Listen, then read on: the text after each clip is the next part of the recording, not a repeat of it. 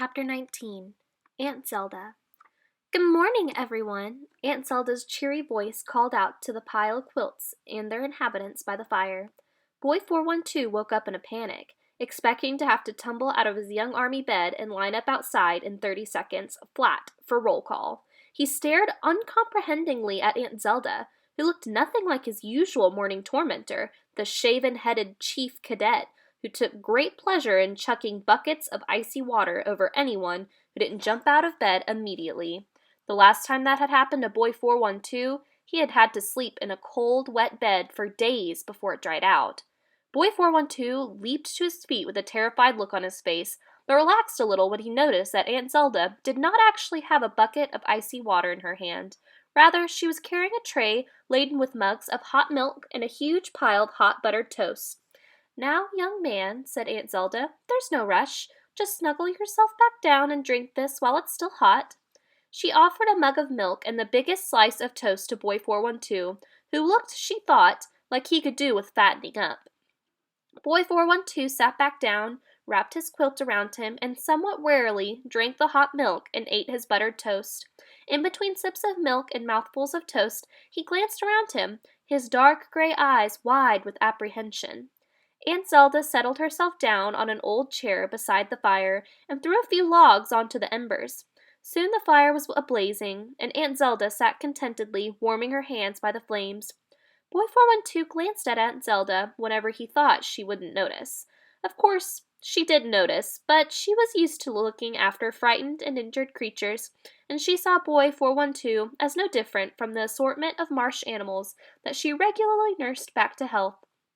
In fact, he particularly reminded her of a small and very frightened rabbit she had rescued from the clutches of a marsh lynx not long ago. The lynx had been taunting the rabbit for hours, nipping its ears and throwing it about, enjoying the rabbit's frozen terror before it would eventually decide to break its neck. When, in an overenthusiastic throw, the lynx had hurled the terrified animal into her path, Aunt Zelda had snatched the rabbit up, stuffed it into the large bag she always took out with her, and gone straight home, leaving the lynx wandering around for hours, searching for its lost prey. The rabbit had spent days sitting by the fire looking at her in just the same way that Boy 412 was now. Aunt Zelda reflected as she busied herself by the fire, careful not to frighten Boy 412 by looking at him for very long. The rabbit had recovered, and she was sure Boy 412 would too. Boy 412's sidelong glances took in Aunt Zelda's frizzy gray hair, rosy cheeks, comfortable smile, and friendly witch's brilliant blue eyes. He needed quite a few glances to take in her large patchwork dress, which made it hard to tell exactly what shape she might be, especially when she was sitting down. It gave Boy 412 the impression that Aunt Zelda had walked into a large patchwork tent and had just, that very minute, poked her head out of the top to see what was going on. Briefly, a smile flickered at the corner of his mouth at the thought. Aunt Zelda noticed the hint of a smile and was pleased. She had never in her life seen such a pinched and frightened-looking child, and it upset her to think about what could have made Boy 412 become that way. She had heard talk about the young army in her occasional visits to the port, but she had never really believed all the terrible stories she had heard. Surely no one could treat children in such a way. But now she began to wonder whether there was more truth in them than she had realized. Aunt Zelda smiled at Boy 412. Then, with a comfortable groan, she heaved herself out of the chair and pottered off to fetch some more hot milk. While she was gone, Nico and Jenna woke up. Boy 412 stared at them and moved away a little, remembering only too well Jenna's arm lock of the night before. But Jenna just smiled sleepily at him and said, "Did you sleep well?" Boy 412 nodded and stared at his almost empty mug of milk. Nico sat up, grunted a hello in Jenna and Boy 412's direction, grabbed a slice of toast, and was surprised to find how hungry he was. Aunt Zelda arrived back at the fireside carrying a jug of hot milk. "Nico," Aunt Zelda smiled. "Well, you've changed a bit since I last saw you, that's for sure. You were just a little baby then. Those were the days when I used to visit your ma and pa in the Ramblings. Happy days." Aunt Zelda sighed and passed Nico his hot milk. "And our Jenna," Aunt Zelda smiled, a broad smile at her. "I always wanted to come and see you, but things became very difficult after a while. but Silas has been making up for lost time and telling me all about you." Jenna smiled a little shyly, glad that Aunt Zelda had said our. She took the mug of hot milk that Aunt Zelda offered her and sat sleepily looking at the fire. A contented silence fell for a while, broken only by the sound of Silas and Maxie still snoring upstairs, and toast being munched downstairs. Jenna, who was leaning against the wall by the fire, thought she could hear a faint sound of meowing from inside the wall, but as that was obviously impossible. She decided it must be coming from outside and ignored it, but the meowing continued. It became steadily louder and thought Jenna crosser. She put her ear into the wall and heard a distinctive sound of an angry cat. "There's a cat in the wall," said Jenna. "Go on," said Nico. "I don't know that one." "It's not a joke. There is a cat in the wall. I can hear it." Aunt Zelda jumped up. "Oh my! I completely forgot about Bert. Jenna, love, could you just open Bert's door for her, please?" Jenna looked confused. Aunt Zelda pointed to a small wooden door set into the bottom of the wall beside Jenna.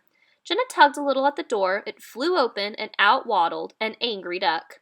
"I'm so sorry, Bert, darling," apologized Aunt Zelda. "Have you been waiting for ages?" Bert waddled unsteadily over the heap of quilts and sat herself down by the fire. The duck was cross. It very deliberately turned her back on Aunt Zelda and ruffled its feathers. Aunt Zelda leaned over and stroked her.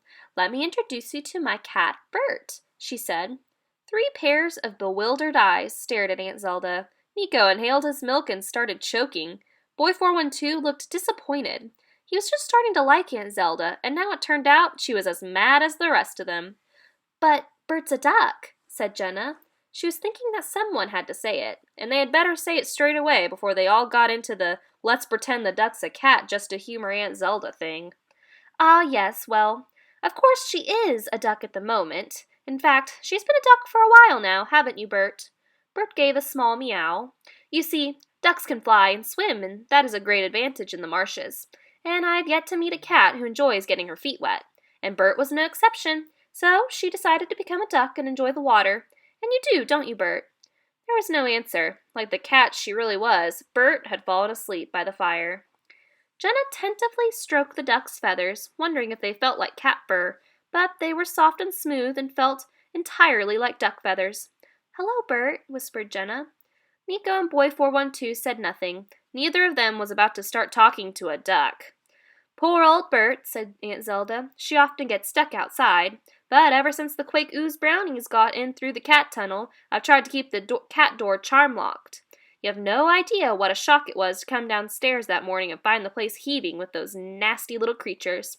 Like a sea of mud they were, swarming up the walls and poking with their long bony fingers into everything and staring at me with those little red eyes. They ate everything they could and messed up anything else they couldn't. And then, of course, as soon as they saw me, they started all that high-pitched screaming." Aunt Zelda shuddered. "It set my teeth on edge for weeks. If it hadn't been for Bogart, I don't know what I would have done. I spent weeks cleaning the mud off the books, not to mention making up all my potions again. Talking of mud, would anyone like a dip in the hot springs?" A little later, Jenna and Nico felt a lot cleaner after Aunt Zelda had shown them where the hot spring bubbled up into a little bath hut in the backyard. Boy 412 had refused to have anything to do with it, and had stayed huddled by the fire. His red hat crammed down over his ears, and his sailor's sheepskin jacket still wrapped around him. Boy 412 felt as if the cold of the previous day was still deep in his bones, and he thought he would never again feel warm. Aunt Zelda let him sit by the fire for a while, but when Jenna and Nico decided to go out and explore the island, she shooed Boy 412 out with them. "Here, take this," Aunt Zelda said, handing Nico a lantern. Nico gave Aunt Zelda a quizzical look. What were they going to need a lantern for at midday? "Har," said Aunt Zelda. "Ha?" asked Nico. "Har, because of the har, the salt marsh mist that rolls in from the sea," explained Aunt Zelda. "Look, we're surrounded by it today." She waved her hand around in a grand sweep. "On a clear day, you can see the port from where we're standing. The har's lying low today, and we're high enough to be above it. But if it rises, it'll come over us too. Then you'll need the lantern." So Nico took the lantern and, surrounded by the har, which lay like an undulating white blanket over the marshes below, they set off to explore the island, while Aunt Zelda, Silas, and Marcia sat inside talking earnestly by the fireside. Jenna led the way, closely followed by Nico, while Boy 412 lagged behind, shivering every now and then and wishing he was back by the fire. The snow had melted in the warmer, damper marsh climate, and the ground was damp and soggy. Jenna took a path that led them down to the banks of the Mott. The tide had dropped and the water had all but disappeared, leaving marsh mud behind it, which was covered with hundreds of bird footprints and a few zigzags water snake trails. Dragon Island itself was about a quarter of a mile long and looked as if someone had cut a huge green egg in half lengthways and plopped it down on top of the marsh. A footpath ran all the way around it along the bank of the Mott, and Jenna set off along the path, breathing in the cold, salt air rolling in from the Har. Jenna liked the Har surrounding them. It made her feel safe at last. No one could find them now. Apart from the boat-dwelling chickens, which Jenna and Nico had seen earlier that morning, they found a nanny goat tethered in the middle of some long grass. They also found a colony of rabbits living in a burrow bank that Aunt Zelda had fenced off to keep the rabbits out of the winter cabbage patch. The well-worn path took them past the burrows, through a lot of cabbages, and wound down to a low-lying path of mud and suspiciously bright green grass. "Do you reckon there might be some of those brownies in there?" whispered Jenna to Nico, hanging back a little. Some bubbles floated to the surface of the mud, and there was a loud sucking noise as if someone was trying to pull a stuck boot out from the mire. Jenna jumped back in alarm as the mud bubbled and heaved. "Not if I've got anything to do with it, there won't be." The broad brown face of the boggart pushed its way to the surface. He blinked the ooze away from his round black eyes and regarded them with a bleary gaze. "Mornin'," he said slowly. "Good morning, Boggart," said Jenna. "Just Boggart to do ta."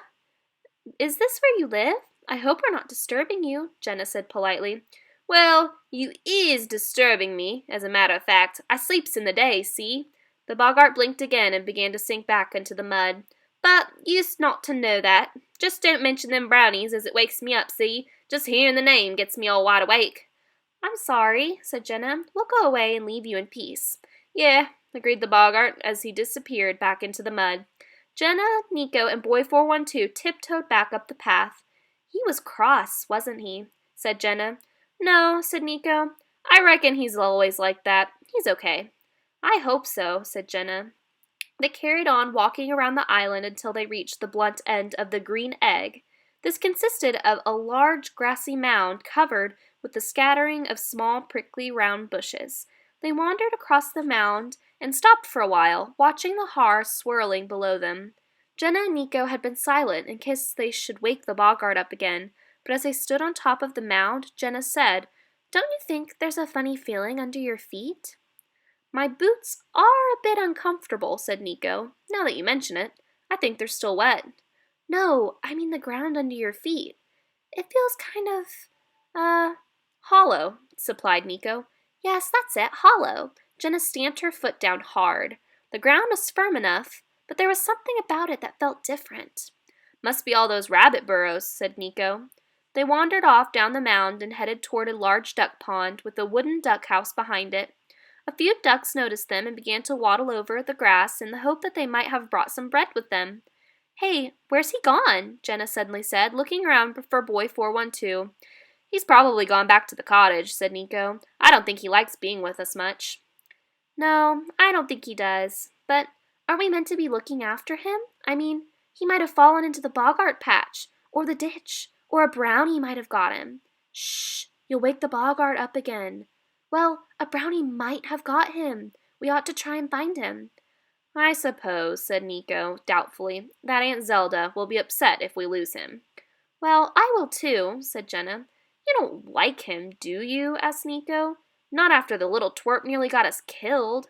"He didn't mean to," said Jenna. "I can see that now. He was as scared as we were. And just think, he's probably been in the young army all his life and never had a mum or dad. Not like us." "I mean you," Jenna corrected herself. "You have a mum and dad. Still have, silly," said Nico. "All right, we'll go and look for the kid if you really want to." Jenna looked around, wondering where to start, and realized she could no longer see the cottage. In fact, she could no longer see much at all except for Nico, and that was only because his lantern gave off a low red light. The Har had risen.